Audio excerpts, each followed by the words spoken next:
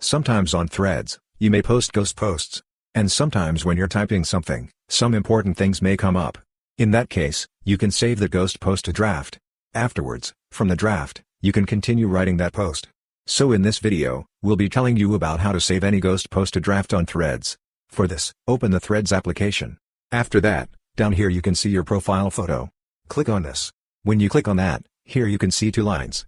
Click on these 2 lines. When you click on that, here you can see your profile photo. And next to that, you can see a plus button. Just click on this plus button. And here you can see the option to add a ghost post. If you're typing anything and some important things come up, what you can do is, here you can see a button like this. Just click on this button. This is the button for draft. When you click on that, here you can see a save option. Click on save. When you click on that, it will be saved to draft. Afterwards, if you want to continue editing, what you need to do is again click on this button.